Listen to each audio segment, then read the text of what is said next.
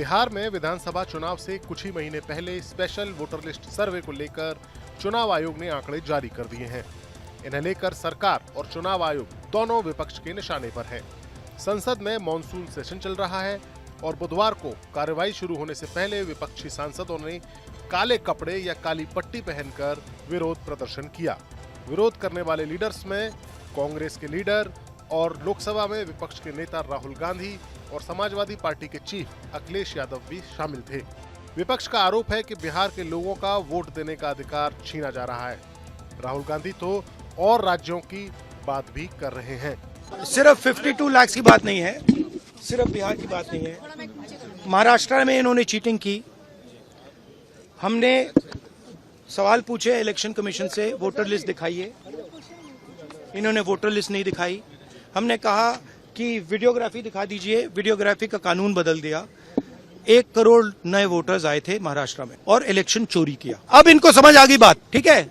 और अब इन्होंने क्या किया है कि अब हम बिहार का पूरा सिस्टम नए तरीके से करेंगे, वोटर डिलीट करेंगे और नए तरीके से वोटर लिस्ट। हिंदुस्तान में इलेक्शन चोरी किए जा रहे हैं, ये रियलिटी है हिंदुस्तान की। Thank you. दरअसल चुनाव आयोग ने इस सर्वे के बाद जो आंकड़े जारी किए हैं वो काफी दिलचस्प हैं। बिहार में जारी विशेष गहन पुनरीक्षण यानी SIR के तहत वोटर लिस्ट से तकरीबन 52 लाख मतदाताओं के नाम कटना तय माना जा रहा है। चुनाव आयोग ने SIR के ताजा आंकड़े जारी किए हैं।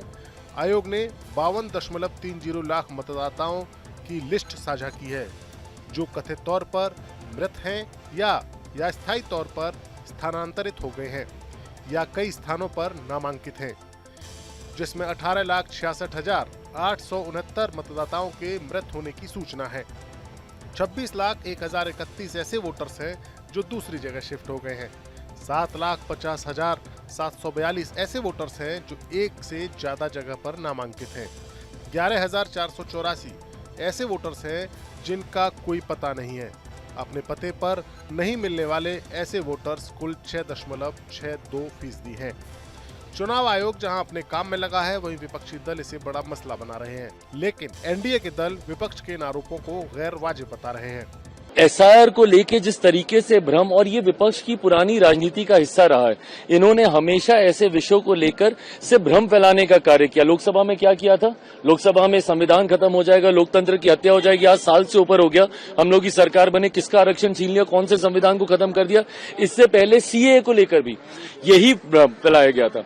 CAA जो नागरिकता देने वाला कानून था, उसको नागरिकता छीनने वाला कानून बताकर मुसलमानों के बीच में ये भ्रम फैलाया गया कि आपकी नागरिकता छीन ली जाएगी, जबकि ये 5 ऐसे देशों को नागरिकता देने वाला कानून था जहां पे अल्पसंख्यक समाज को हम लोग नागरिकता देने की बात कर रहे थे, जहां पे बहुसंख्यक मुसलमान हैं, पर फिर भी देश भर के मुसलमानों के बीच में एक आगजनी का माहौल इन्होंने बना के रखा। अब वही भ्रम फिर से SIR को लेकर ये लोग फैलाना चाह रहे हैं।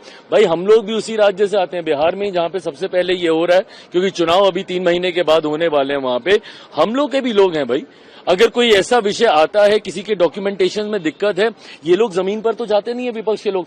भाई, एक पुरानी परंपरा रही है, अगर ये लोग अपने BLO अपॉइंट कर रहे हैं तो हर राजनीतिक दल के पास एक अपना BLA भी होता है। हम लोग के भी बूथ लेवल एजेंट होते हैं, वो जाते हैं, वो कागज पत्री में हर चीज में मदद करते हैं अगर कोई ऐसा विषय आता है। पर सिर्फ भ्रम फैलाना कि नागरिकता छीन ली जाएगी तो आपको डिस्क्वालीफाई कर दिया जाएगा, शिकायत कौन करता है? शिकायत भी तो आप ही करते हैं ना। SIR का है बिहार में भी कल गुंडागर्दी हुआ विधानसभा के अंदर। यहाँ भी ये अराजकता फैला रहे हैं, आने वाले सांसदों को रोक रहे हैं, उनके द्वार पे खड़े हैं। क्या मैं पूछना चाहता हूँ कि सारे चीज जब सामने में है, मृतक के बदले कोई मृतक तो अब वोट डालने आएंगे नहीं, तो उसमें क्या आपत्ति है? क्या जो बाहर शिफ्ट हो गए हैं उनमें क्या आपत्ति है? क्या जो भारत के नागरिक नहीं हैं उनको वोट डालने दिया जाए? ये जानबूझ करके भ्रम और अराजकता फैलाने की कोशिश विपक्ष कर रहा है। ये देश का दुर्भाग्य है।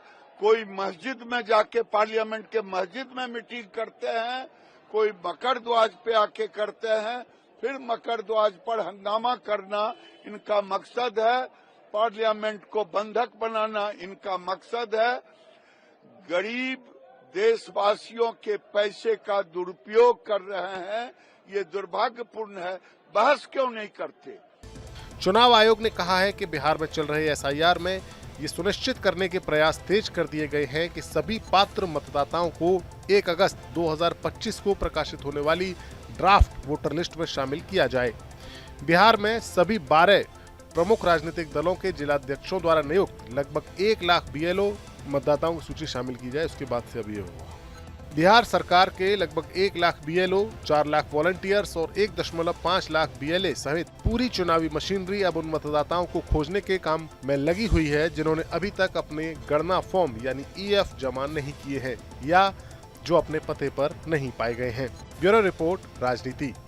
अगर आपको हमारा ये वीडियो पसंद आया है तो आप इसे लाइक जरूर करें और अगर आप राजनीति की खबरों में दिलचस्पी रखते हैं तो हमारे चैनल को सब्सक्राइब जरूर करें।